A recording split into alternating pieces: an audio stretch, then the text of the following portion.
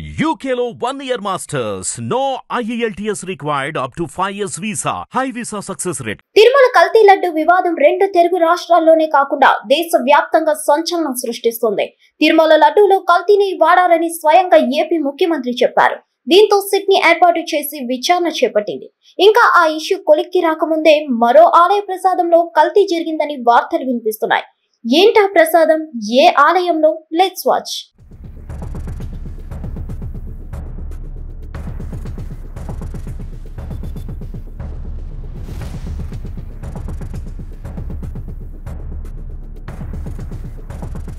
తిరుమల తర్వాత ఆ స్థాయిలో ప్రాశస్త్యం పొందిన క్షేత్రం శబరిమల.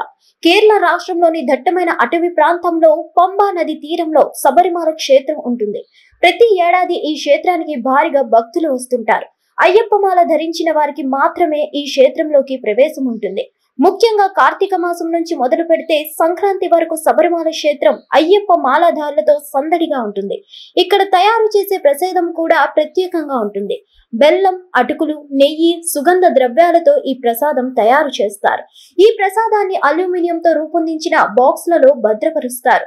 స్వామివారి ఈ ప్రసాదానికి విపరీతమైన డిమాండ్ ఉంటుంది. అయితే ఈ ప్రసాదానికి సంబంధించిన ఓ వివాదం ప్రస్తుతం జాతీయ మీడియాలో చర్చనీయాంశంగా మారింది. శబరిమలలో ప్రసాదాన్ని అరవణలో తయారు చేస్తారు. అయితే అరవణలో కల్తీ జరిగిందని ఆరోపణలు వినిపిస్తున్నాయి. మోతాదుకు మించి క్రిమి సంహారకాలు కలిశాయనే వాదనలు తెరపైకి వచ్చాయి. దీంతో అరవణను ఎరువుగా మార్చేందుకు ప్రయత్నాలు చేస్తున్నారు. శబరిమల క్షేత్రంలోని 6.65 లక్షల కంటైనర్లలో ఈ ప్రసాదం ఏడాది కాలంగా నిరుపయోగంగా ఉంటున్నది.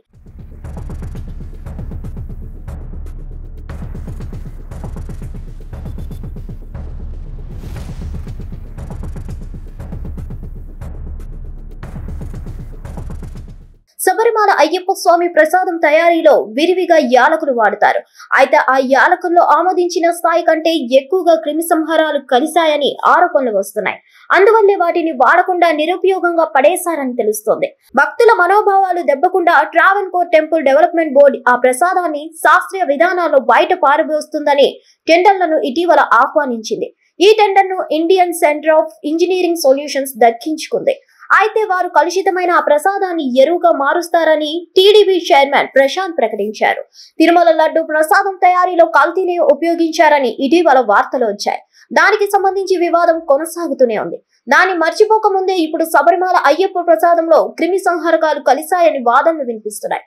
భక్తుల మనోభావాలతో ఆడుకోవడం కట్టిపెట్టి శాస్త్రీయ విధానాల్లో ప్రసాదాలు తయారు చేయాలి, లేకుంటే భక్తుల నుంచి తీవ్ర ప్రతిఘటన తప్పదని అయ్యప్ప మాలాధారులు అంటున్నారు. ఇలాంటి సమస్య పునరావృతం కాకుండా చూడాలని, అప్పుడే ఆ క్షేత్రాల ప్రాశస్త్యం దెబ్బతినకుండా ఉంటుందని వారు హితవు పలుకుతున్నారు. అయితే ఆ పరిణామం నుంచి శబరిమల అయ్యప్ప దేవస్థానం నాణ్యమైన యాలకులను దిగుమతి చేసుకుంటుందని వార్తలు వినిపిస్తున్నాయి.